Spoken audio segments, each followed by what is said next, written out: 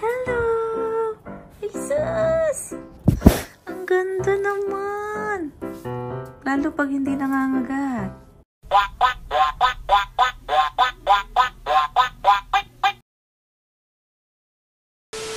Hello friends! It's me, Perlola, sa nag-iisang apo kong si Hershey. Yes po, isa na po dyan si Hershey.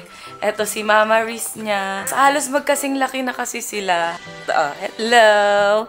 Ayan, taas na rin po yung tenga niya. Makulit na din. So, ngayon lang ulit naka-update sa Popper series. Kasi naman nagkasakit ang lola ng matagal na panahon. Medyo nahirapan makarecover ang matanda. Hirap talaga kapag nagkakaedad na eh. Ayun, matagal na sa itong video na to. Last upload ko is yung first vaccine niya. 6 weeks siya nun. And ano na yan ngayon si Hershey eh. 9 weeks, mag-going 10 weeks. Sabay-sabay din kasi yung mga ganap, mga celebrations, kasi may mga graduate din na mga kapatid ko, mga alis-alis, ganyan. Eh, kaya naman pala nagkasakit. So, anyway, ayun na nga po. Papakita ko sa inyo yung moment na pagtayo ng ears niya. Siguro, few days. Kasi kung Wednesday yun, alam ko Thursday tumayo yung ear niya. Kasi isa lang talaga. Anyway, pakita ko na lang po sa inyo.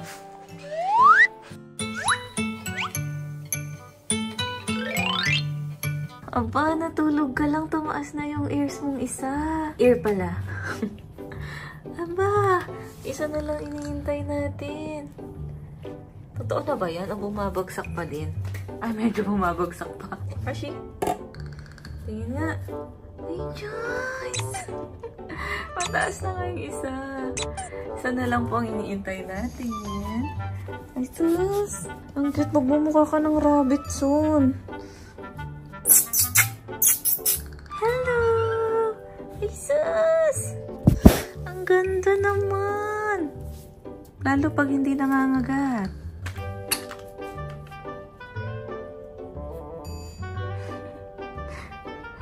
Sneaky pa eh.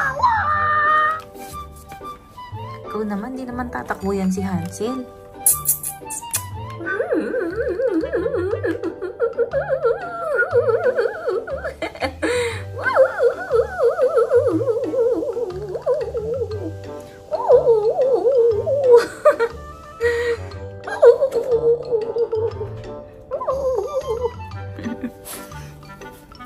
Ikaw naman. Kailangan pala mag-boses unggoy ako. Meron na po siyang crib ngayon. Hindi na po ito portalet. Sa previous litters kasi, itong crate nagiging portalet nila. Dito yung patihan nila. May potty pad sa ilalim.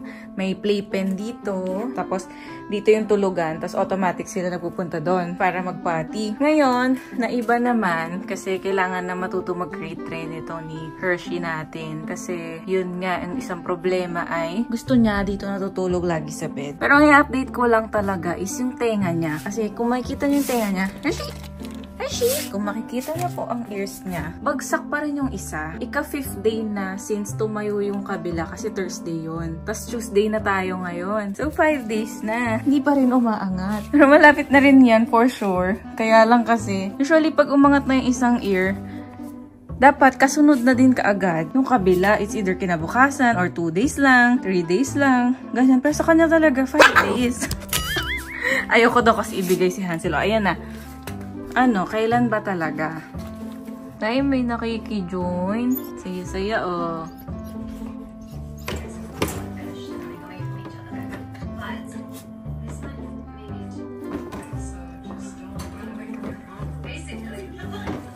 Yung tinuturuan mag-cry train, wala dyan. Iba ang nag-enjoy. Ay, Jay! Kagabi, oh, baba pa yan. Ngayon, taas na. Ganda na. Kaso kinain ng kapatid. Tingin mo na ears. Tingin. Ay, sus, ang cute. Though, floppy pa talaga yung isa kasi kakatayo lang. Pero yun nga, at least tayo na siya. Ang laki naman ng ears, kaya naman pala ang hirap tumayo eh. Napakalaki naman pala. Manang-mana kay Henry. Ganyan din yung dati. Ay, ano yan? Bawal yan. May kinukuha ka dyan. Doon ka, makipaglaro ka. Makipaglaro ka. Huwag dyan, huwag dyan. Makipaglaro ka.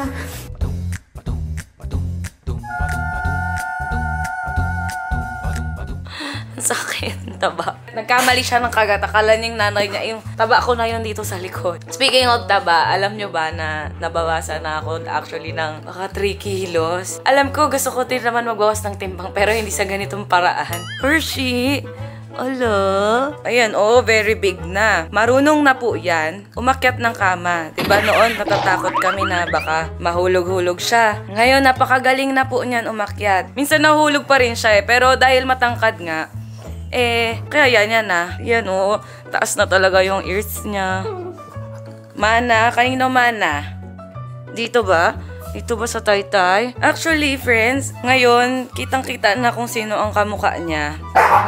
Ayan. Lagot. Ay, wag be. Huwag ka mag-acrobat. Tingnan nyo kung sino, Sinong kamukha? Ay, sus. Sa paningin namin, si Genry ang kamukha niya. Pero ang mata kamukha kay mama niya. Tapos, syempre, ang kulay din. Pero ang mukha, ang ulo, lahat. Ayan, lalo pag side view. Ang liksi naman kasi. Kasi, ayan, ayan, kaninang face yan. Ang side view, Kasi, ay sus, kakaganda naman. Kaganda.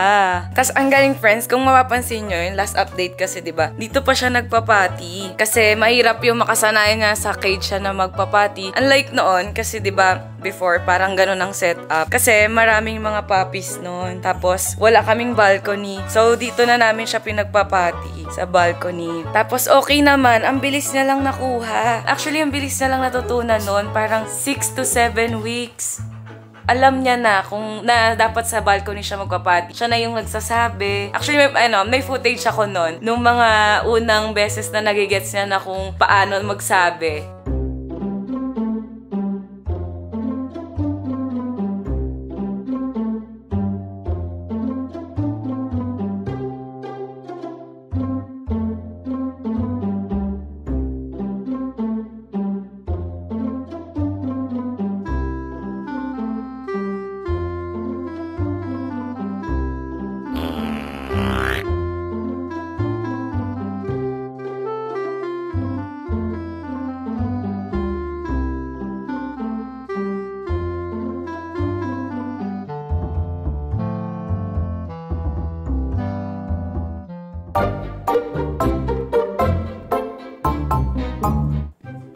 Ayan, ang galing-galing.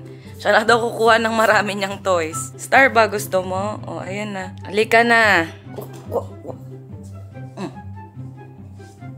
Ang di niya pa rin natutunan sa gabi talaga, hindi siya dito natutulog. Gusto niya pa rin katabi kami. Pero sa morning, walang problema kasi kasama niya yung adult sa routine. Kaya nga rin siguro nagets niya din kaagad ang potty. Kasi kasabay siya ng adult. So, yung potty time, yung routine, yung pagkulong, Rizzy, huwag mo naman dinidribble yung ulo. Kaya na-master niya. Ang bilis niya nag-mature kasi since wala nga siyang kapatid, parang ang paggagayahan niya lang kaagad is yung adult. Wala siyang katandem sa pagmi-misbehave. Parang aga niya nag-mature. Agree ka ba doon, Henry? Tamo to talagang mga magulang, Inagawa na ng to yung anak nila.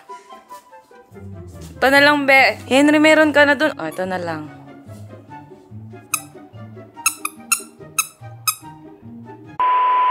Tapos, friends, dumating na nga pala yung ni Hershey. Yung kanyang PCCI paper. Mag-ano na din tayo, PCCI name reveal. Do alam niyo naman Hershey yung pangalan niya, pero papakita ko sa inyo. What is this? What is this? Yan, tignan natin. Wow! Kasi ine-expect ko nga din po yung magiging paper nito ni Hershey since champion parents. Puro red. Puro red nga. Ayan, 4 lang yung hindi na red mark. Anyway, mamaya na tayo sa red mark. Ito po yung full name ni Hershey sa paper. The Husky Tears TV's Hershey Electra. Philippine champion kasi yung kennel name. Goldwyn Carmen Electra. Dito ko nakuha yung Electra dito sa Hershey Electra. Si Hershey, parang gusto ko may second name siya sa paper. So, nilagay ko din yung Electra since siya naman ang kakulay at ang naghihirap. Kahit nakaraming features yung tatay niya. Pero, sa mama pa rin niya. No, kay mama pa din. Kay mama pa din. Ito paper mo, oh. The Husky Tears, TVs. Ang haba, no? Kasi actually, dapat lang to, 27 letters, including the spaces. Yung dash ata, yung tsaka S, yung sa TVs, hindi yun kasama sa bilang. Pag lumagpas doon, may extra fee pa. So, nagbayad pa ako ng plus 150 kasi may 3 na excess na letters. Para lang maipush yung second name. Usually, pag nagpapangalan sa ganito, parang mas pina-prioritize na una yung kennel name nila. Lalo na to, kung isasali ko siya sa dog show, parang yun yung norm doon, una yung kennel name. So, lang tayo, makiuso lang tayo. Tapos ito yung name ni Henry, yung full name niya. Ayan, nadagdagan na kasi nga siya ay Philippine Grand Champion, Mysterious Moon, Now or Never. Tapos Russia nakalagay kasi galing si papa niya sa Russia. So, ang ibig sabihin kaya mga red marks, ibig po sabihin ng mga red marks na sinasabi ko, ito po yung mga dogs na may mga titles sila. So, mga nagko-compete sa dog show. Lahi nga po si Henry tsaka si Reese ng mga nagko-compete sa dog show sa Russia. Kakatuwa naman kasi sa mga apos ko, parang ito na yung pinakamaraming red marks na nakita ko. Kasi yun nga, sina Cream O tsaka Sugar naman, hindi sila galing sa kennel na nagko-compete talaga sa dog show. So, paper-wise, mas magandang tignan itong kay Hershey Electra. Ang cute. Parang drag queen. Parang drag queen ka, be. Hershey Electra. So, meron tayo Mama Electra, Baby Electra. Ow! Kagaters. Hello, I'm Baby Electra. Grabe, ang salbahe na niyan. Sobra. Lang talaga ako sa inyo, friends. Nag-update ako kasi ang tagal na. Parang feeling ko, ang laki-laki na ni Hershey. Kaya pinilit ko makapag-update na ako ngayon. Horsey. Parang mapatak, na ko 2.5 months. 2.5 months ko, no? Ay, grabe, monster na, oh. Salbahe na. Yung last na tinimbang siya, nasa 7 kilos na to Kasi nakapag second vaccine na rin siya. Pinasuyo ko na lang kasi hindi ko na siya nasamahan. Ang chika 7 kilos na. Pero last week pa yun. So tingin ko baka 8 kilos na talaga to. Pero hindi pa din naliligo ever. Obe, halika na. Magbabay na. Wala na akong boses. Kaya pa ba? Ay, sira na. Huwag naman butasin. Ay, mahirap na. Tago natin. Kanyang birth certificate. Ay.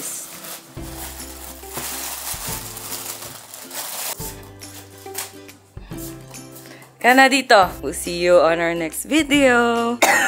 We'll see you on our next video. Bye! Salubungin ka ni Mama. Wala talaga siyang katakot-takot sa buhay niya. Hindi siya takot sa heights, hindi siya malakas ang loob masyado. O si Mama naman, bye! Papa! We'll see you on our next video. Bye!